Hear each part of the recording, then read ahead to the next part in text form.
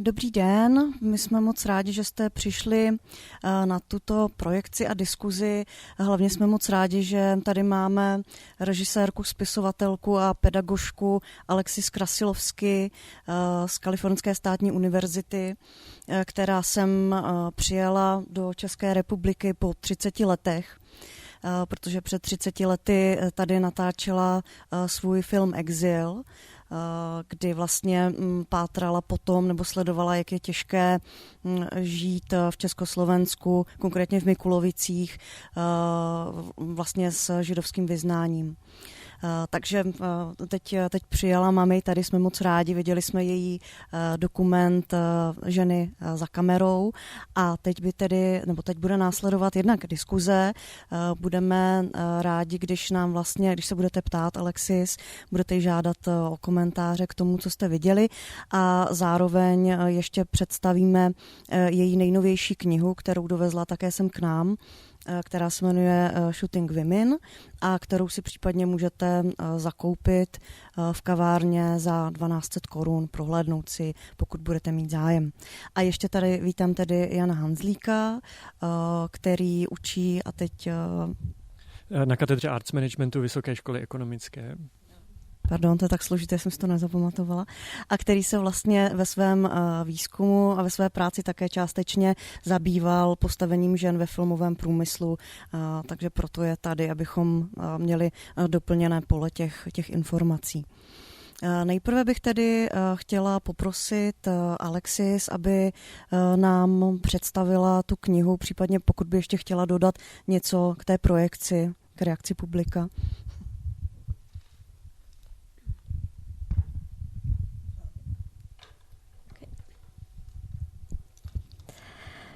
Good morning, ladies and gentlemen. I'm very glad that you could come for the screening and for this debate. We have Alexis Krasilovsky with us here. We're very happy that she's here. She's a director, writer, and professor at CSU. And she came to the Czech Republic again after 30 years, because 30 years ago she was shooting her film here called Exile. It was about how hard it is to live in Czechoslovakia if you're a Jew, and specifically in the town of Mikulovice. And we've seen her documentary, Women Behind Kamera. We will be very happy if you ask her questions. And we're also going to introduce a new book, Shooting Women, which you can buy at the cafe for 1,200 crowns, or just take a look at it. We would also like to welcome Jan Hanzlík from the Arts Management at the University of Economics in Prague, who also looks at the position of women in the film industry in his work. So maybe now on to you, Alexis. Maybe you would like to start. Well, first I have to thank Anna and the film festival, and Jana for her problem solving, and Iva and all the many people who've been helping me through my experiences in Prague and Ostrava. It's really been a fascinating few days. I wish I could be here longer. So a big thank you to everybody. It's also been quite an eye-opener to come to a festival that's International Cinematographers Festival that starts with its opening gala film shot by a female director of photography, and then finding out yesterday at the Norwegian event, Kamera was gracious enough to give me the names of 3 Norwegian directors, female directors of photography that I didn't know about in 2007 when I shot this film, when I directed and shot part of Women Behind the Camera. So it's been a real great learning experience to be here. I really appreciate your having this festival. Who gets the mic next? Okay.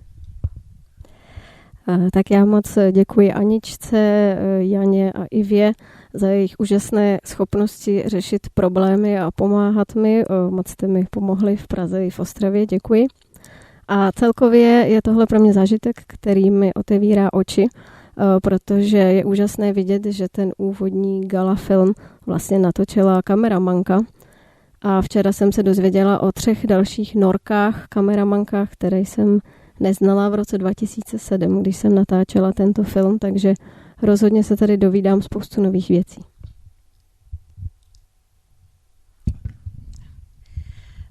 Takže mohla vlastně byste, Alexis, představit tu svou knihu, která navazuje na ten film, který jsme viděli, tedy knihu Shooting Women. So maybe you could introduce the book Shooting Women, which follows up on the film. Let's see, it would be great. Maybe we can get a copy in from the bookstore while we're having this discussion, so I can hold up the book and maybe even use the index. It's a very complex book that we started out 28 years ago with this project, and then 7 years of writing by my co-author Harriet Margolis of New Zealand, and a couple of years of further co-writing by Julia Stein in Los Angeles. So, I mean, we have really been working on this project for a long time. And this film, after we made this film, we started hearing about camera women in Indonesia, South Africa, other countries. And so we have maybe 90 interviews with camera women in the book. And I don't pretend it to be the definitive book that mentions all of the camera women all over the world, because I know from my mother, who was a travel writer, went to 140 countries. If you have 90 camera women in the book, and quite a number of them come from Hollywood or Bollywood or some of the, France, whatever, some of the major film industries, then there are quite a number of women. Like, for example, in Norway, we have Christine Heidman, but there's room for more exploration. So I'm excited there are people here in this audience who will take the subject and run with it and go on in terms of the new generation of camera women in your countries, and perhaps some of the pioneer camera women that my co-authors and I have as yet to explore in depth. So this is the book, but this is something I hope will spark discussion rather than be the end all and be all of the discussion. Možná bychom si tady mohli přinést tu knihu, už ji tady máme, je to velmi komplexní kniha, která vznikala velmi dlouho. Ten projekt začal před nějakými 28 lety původně jako celý, potom jsme velmi dlouho psali, asi 7 let s kolegyní z Nového Zélandu, pak s Julie Stein v LA, a po vzniku toho filmu, nebo když jsme na tom začali pracovat, tak jsme se postupně dozvídali o kameramankách v různých zemích na světě, v Indonésii a v jiných, které jste tam viděli.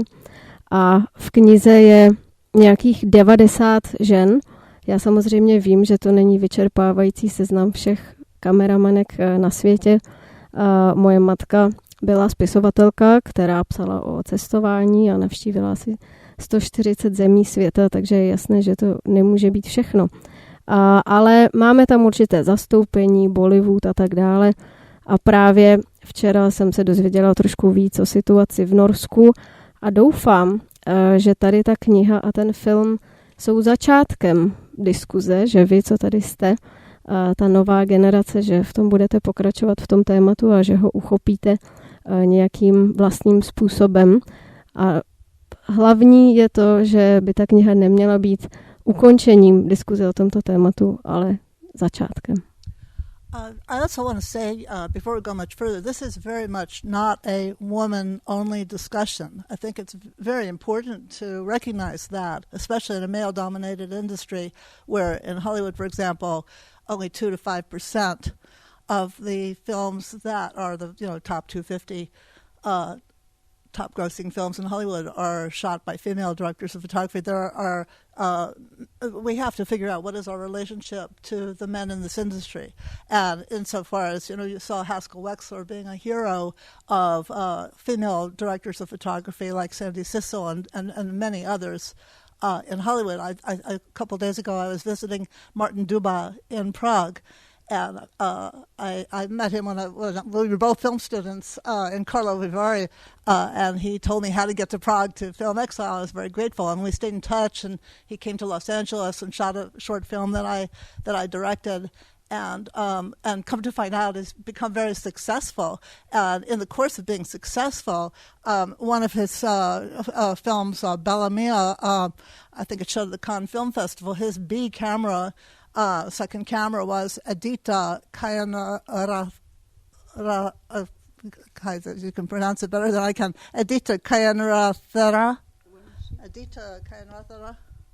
Anyway, she has gone on to become a director of photography herself.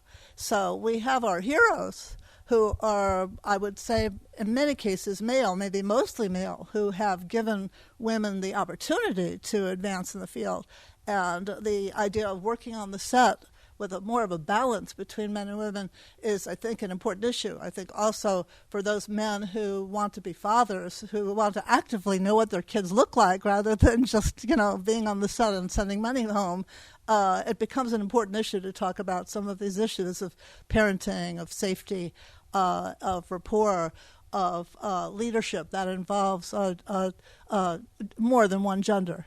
I just thought it might be fun to just flip through these cards with the PowerPoint. You've seen these images in the film, but just to remind, this is Ellen Kuras, who shot Eternal Sunshine of the Spotless Mind, and she's gone on to direct an Academy winning film and has won several awards at Sundance. Very important director of photography in the American Society of Cinematographers, Ellen Kuras. And then the next one. This one is this out in Bollywood. This is Priya Seth, who's been very successful as a female director of photography in Bollywood, Mumbai, India, filming underwater.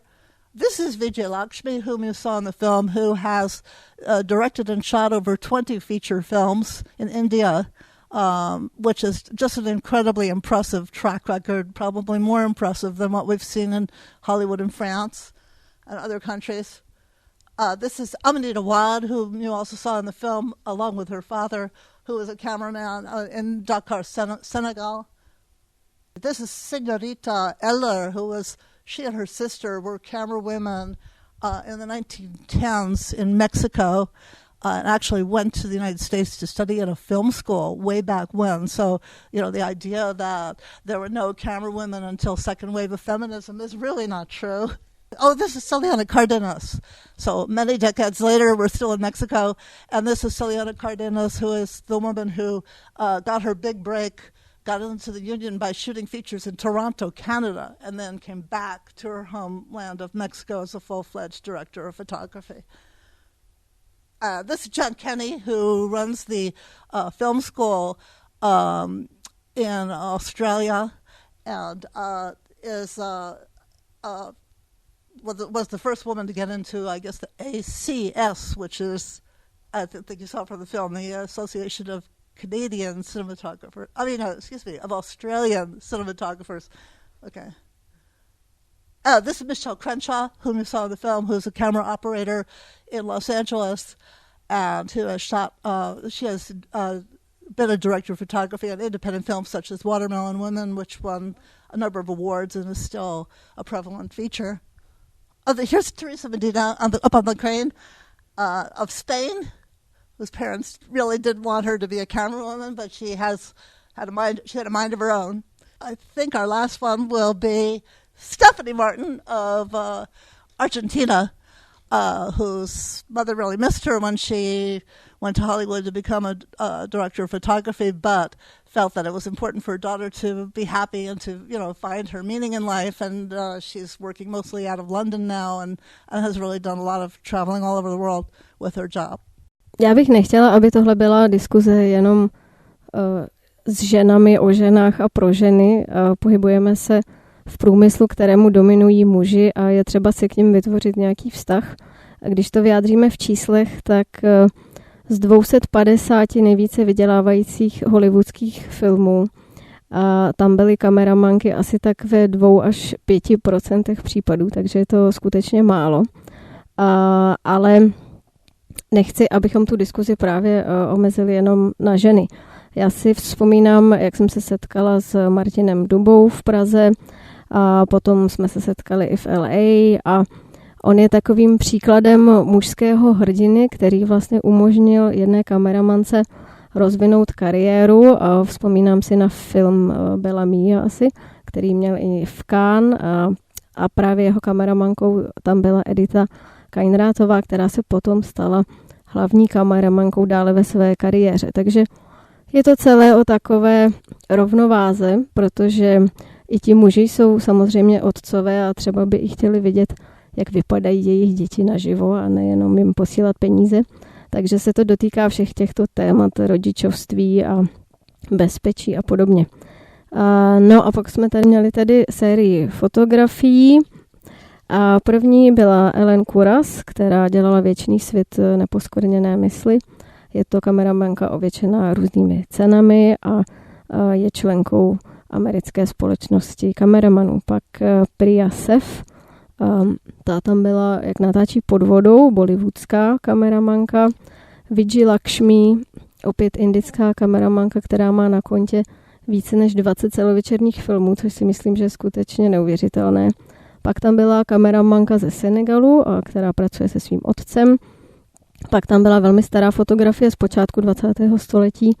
Tam byla mexická kameramanka, která se svou sestrou studovala ve Spojených státech.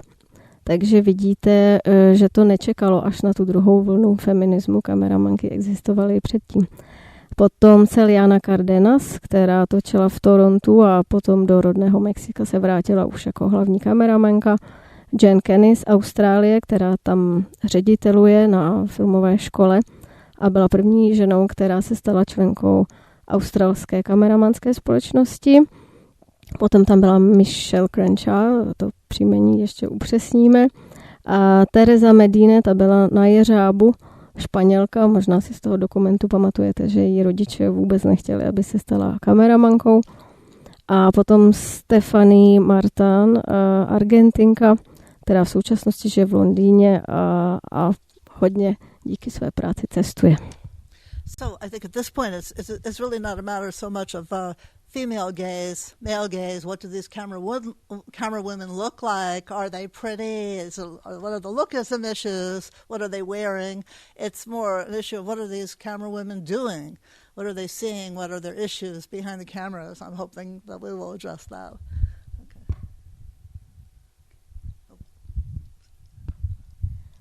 Takže si myslím, že už to není o tom ženský pohled versus mužský pohled, nebo o tom, jak ta žena vypadá, co má na sobě a tak dále, ale o tom, co dělá, jak pracuje. A to je to, na co se doufám zaměříme. Tak já bych teď položila první otázku do panelu, to znamená Alexis i Honzovi. A zajímalo by mě, když jsem vlastně přemýšlela nad tou knihou i nad tím filmem a nad tím, jak se proměňuje společnost, tím, že vlastně máme dnes moderní technologie, nová média a padá takový ten hlavní argument tím pádem, který i tak vlastně byl poněkud problematický, že by ženy neměly být kameramankami, protože ta technika je na ně prostě příliš těžká. I v tom filmu jsme viděli, že tam ženy zvládaly velkou techniku, takže to asi nezáleží na tom, jestli jsou ženy nebo muži, ale jestli to zkrátka unesou nebo udrží. Jaký tedy vlastně teď, jaké jsou ty předsudky, které zůstávají v dnešní době proti tomu tady, aby bylo více žen kameramanek? So our first question, when I was thinking about the film and the book, I was thinking how our society is changing with the new media and new technologies and such. So the argument that women cannot be camera women because the technology is too heavy is no longer valid. And anyway, which prejudices remain in the field if this one has been struck down? Well, it's funny because on Facebook, we put something out about the books coming out and, woohoo, we're real excited. And some guy out of nowhere writes, oh, come on, we know that women are cool with rock focus and there's no problems anymore. I thought, we're going to have this big debate on Facebook. Maybe I have to answer him in great detail. And I thought, better let it pass, but really when it comes down to it, if we still have the numbers only being 2 to 5% in Hollywood and significantly low numbers in other countries as well, although, the European Union just said that they want 50-50 when it comes to women producers and directors, and that might speak well for cinematographers in the future as well. Sweden, same thing, right? So Sweden's way ahead of us. But there is so much prejudice if you just look at the numbers Tak já bych jenom na začátek řekl, že já jsem se nezabýval jaksi výzkumem genderu přímo ve filmovém průmyslu, ale zabýval jsem se tím, jak se lidé dostávají k filmové výrobě, zejména tam, kde nevystudovali filmovou školu, ale je tam řada profesí, ke kterým se taky musí nějak dostat. Čili to mě zajímalo a ukázalo se, že okamžitě, když jsem začal s těmi lidmi mluvit, takže různé profese v té filmové výrobě jsou zkrátka genderované a když jsem dělal ty hloubkové rozhovory s respondenty, s různými členy štábu, s různými profesemi, tak to téma se tam vynořilo, takže mě to začalo trochu zajímat a vzhledem k tomu, že už jsem po třetí nebo po čtvrté někam pozván, abych o tom mluvil, tak určitě je to téma, které se ukazuje být v současnosti jako zajímavé a zřejmě se řeší. Čili pravděpodobně tu je nějaký pokrok minimálně v tom, že se o tom začalo debatovat. A já jsem nedělal rozhovory přímo s kameramany, protože kdykoliv jsem se někoho zeptal, proč ženy nejsou kameramanky, tak mi bylo řečeno, že to vybavení je těžké a i po digitalizaci stále jsou těžké objektivy, takže by to zkrátka neunesli. Takže jsem pokaždé dostal stejnou odpověď a zabýval jsem se spíše jinými profesemi, jako třeba skriptka, architekt a tak dále. Já si vzpomínám, jak jsme na Facebooku vypustili zprávu, že tady je k dispozici tato nová kniha a nějaký muž tam napsal, no ale jako ženy za kamerou, to už jako není žádný problém, to už není třeba řešit, jako je to v pohodě, dej jim to dobře. A já jsem si říkala, ježišmarja, teď tady budu muset rozvinout diskuzi na Facebooku a to nechci. A pravdou je, že ta čísla hovoří jasně. Řekla jsem vám těch hollywoodských 2 až 5% a i v dalších zemích je to dost málo. Evropská unie se nedávno vyjádřila v tom smyslu, že by chtěla mít, co se týče režisérů a producentů, rozložení ženy muži 50-50, tak třeba se toho dočkáme i u kameramenů a kameramanek a ve Švédsku vidíme podobné tendence. And now on to him. I was not researching gender per se as my first focus, but I was more looking into how people access jobs in film production in general. And when I was doing interviews with the individual respondents, it resurfaced that some of the roles are very much gender divided. And since this is the third or fourth time that anybody has invited me to speak about this topic, I think that it's probably a very lively theme today. And the debate is advancing. But when I ask people why there are very few camera women, they still tell me the technology is too heavy, the lenses are too heavy, even with digitization. So that was the argument. And then I later, in my research, I focused on other jobs as well, such as script or architects. Well, you know, us academics were often very old-fashioned, so some teachers may not know that the equipment is later. But I thought that maybe to answer part 2 of Iva's question, I could quote a little bit from the book itself. So it says, "What will it take to change discriminatory employment patterns in the film and television industries, making sure that all of our stories are told? Will it take recommendations and goodwill? No, doesn't work." And the book explores why. Endless statistical studies, investigative journalism, naming names, better access to childcare and birth control, governmental pressure.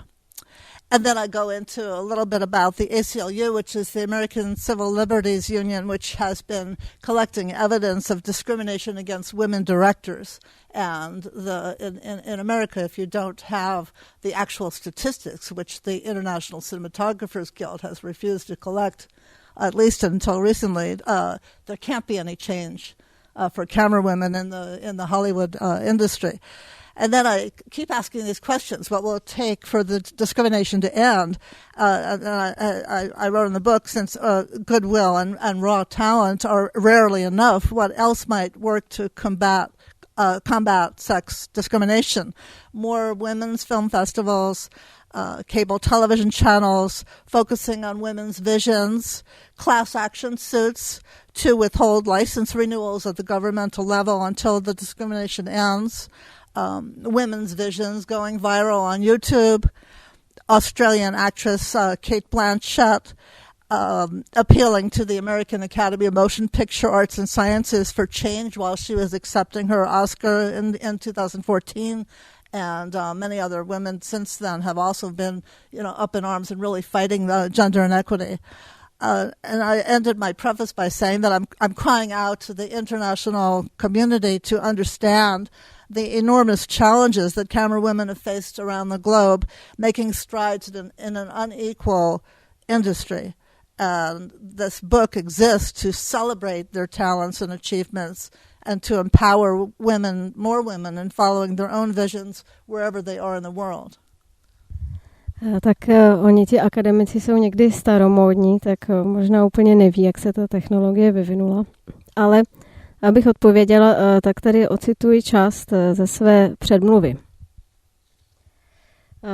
Co budeme muset udělat pro to, abychom změnili diskriminaci při zaměstnávání ve filmovém a televizním průmyslu?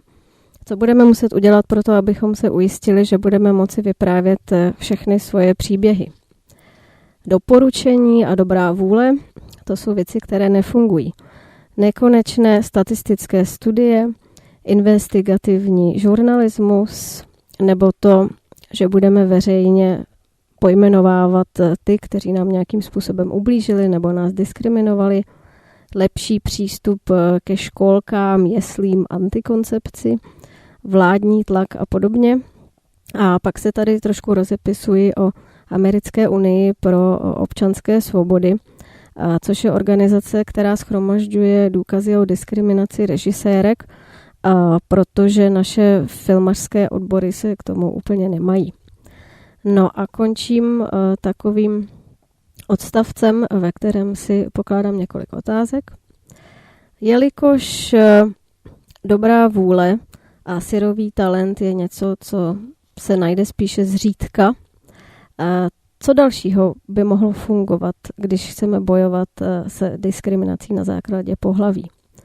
Více festivalů zaměřených na ženské tvůrkyně, nebo to, že by se kanály na kabelové televizi více soustředily na ženské vize, hromadné žaloby bojující za to, aby se pozdrželo obnovení licence, dokud neskončí diskriminace, nebo nějaké ženské vize, které se stanou virálními videi na YouTube, nebo to, že si při přebírání Oscarů v roce 2014 stoupne před publikum australská herečka Kate Blanchett a bude se snažit zapůsobit na americkou akademii, aby změnila svoji pozici.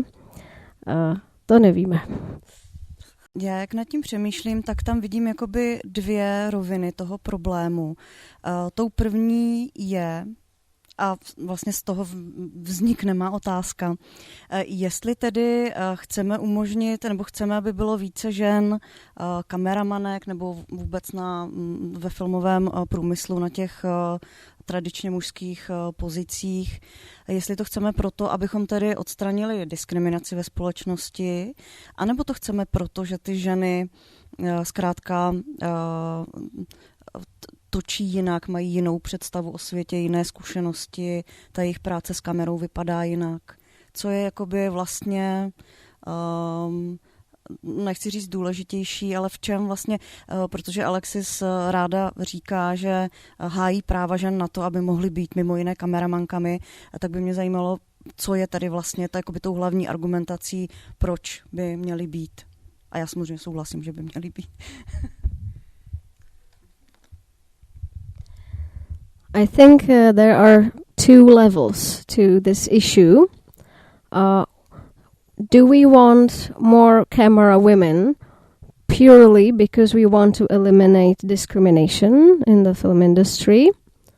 Or do we want more camera women because they work differently, they shoot differently, and they see things differently, and we want that diversity? of course, we do want more camera women, that is clear, but... It's a very complex question, and I think we just kind of hit the tip of the iceberg in this book in a chapter called, How do women see? Because I think that several of the female directors of photography that we interviewed said that they've become successful as female directors of photography because they are interpreting their director's vision, and the director may be male or may be female. And there are so many ranges. There's quite a range of sexuality between all of that, whether it's transgender or just very, very, very feminine sensibility. I mean, let's think of the great cinematographer Mizoguchi. One of my favorite filmmakers of all times is a man. And his cinematographer was also male, but he speaks to me as a feminist, down to the core of my soul sometimes. Maybe that's partly, maybe in his case, if we analyze it, part of it may have been because his sister sold herself for him to go to school. His wife committed suicide. One of the sex workers attacked him that he visited, and so maybe the guilt that he had with his interchanges with women made him profoundly conscious of what women's suffering is about. So it's not that simple.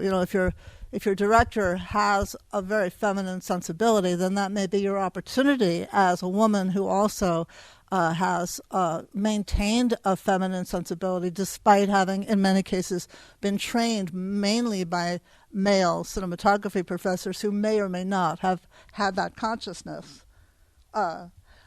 It becomes very, very complex. Yeah, let me give Barbara a chance to...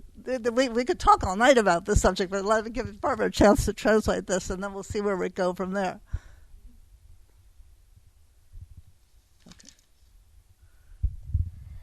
To je velmi složitá otázka a my se v té knize dotýkáme jenom vrcholu ledovce vlastně.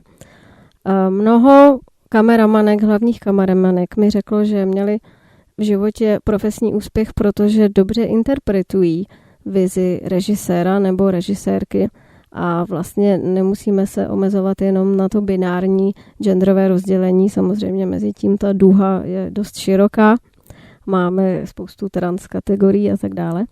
A vlastně můj nejoblíbenější tvůrce je muž, stejně jako jeho hlavní kameraman, ale je to feminista v jádru.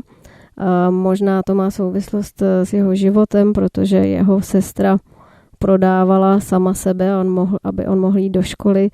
Jeho žena spáchala sebevraždu a měl i zkušenost s tím, že na něj zaútočila někde nějaká sexuální pracovnice, takže možná v něm je nějaká vina, to je otázka. Každopádně je to feminista a na té hluboké úrovni se mě velmi dotýkají jeho myšlenky. A je tedy důležité si uvědomit, že dobře můžete mít třeba kameramana muže, ale třeba v sobě má nějakou tu schopnost vidět svět ženského úhlu pohledu a naopak. Takže tam je jako velmi složité to nějak přesně oddělit. The second part of that, I think, deserves an answer. And I have to say that, if it was Harriet Margolis, who is a real expert in film studies, the answer might be profoundly different than my own experience, which is, I teach mainly, I've taught film production and as well as film studies and screenwriting. And so just speaking from my own heart, I saw a film just last week in Hollywood that came out of Brazil and it had a female DP called The Second Mother. And it was about, the protagonist was a woman who was an old woman who was a domestic worker. And the film bowled me over. I just thought, this could never have been shot by a man, because the appreciation that the camera eye conveyed for what the day-to-day drudgery of domesticity was all about, there was a certain intimacy and compassion for the female character's place in life and her point of view that I thought was much easier for most women who myself included, I may be a professor and a filmmaker, goes all over the world, but believe me, I go home and I sweep the floor and I wash the counters off sometimes. So, so the idea of knowing what little children are like, if you've been a mother, and not all women choose to be mothers, or what it's like to look at your messy house or your clean house and to do the interior decorating of your house. All of those kinds of issues, the attention to detail, the idea of multitasking, brain studies that show, that women, it's much easier for women to switch from the right to the left side of the brain and to present things visually in a very logical manner, but at the same time, in a very, cued into the moment manner, that kind of flexibility that women's brains have that men do not have. Those all may have something to do with a visual feminist consciousness. I'd like to know what you think about that. Really, I'm more interested in hearing what you have to say about that than to give you my cut and dry answer. Harriet Margolis by možná odpověděla jinak než já, protože má prostě jinou zkušenost než já, ale tak já řeknu, jak to cítím. Já jsem minulý týden v Hollywoodu viděla jeden brazilský film, který natáčela kameramanka. A ten film se jmenoval Druhá matka a pojednával o staré ženě, která pracovala jako hospodyně. A mě ten film úplně uchvátil. Já jsem na to koukala, říkala jsem si, tak muž by prostě asi nikdy nemohl tak dobře vyjádřit to plahočení toho každodenního úklidu, tak jako žena kameramanka. Byla tam skutečně velmi silná empatie v této oblasti. A já sice můžu být profesorka a nevím co všechno, ale když přijdu večer domů, tak taky někdy vytírám a uklízím v kuchyni a tak. Takže tam je určité to napojení a ženy sami sebe takhle chápou, nebo co se týče dětí, samozřejmě můžete si zvolit to, že nebudete mít děti, ale to je další oblast, nebo třeba dekorace domova, cit pro detail, multitasking. Máme různé studie na to, že ženy lépe rychleji přepínají z levé na pravou mozkovou hemisféru a tak jako flexibilněji mohou reagovat na okamžitou situaci. A všechny další věci s tímto úzce souvisí. Ale já bych byla strašně ráda, kdybyste se teď i vy vyjádřili a něco k tomu řekli. And I didn't mention colors, but that also, there may be some male and female differences in terms of how we perceive and how we portray and use colors.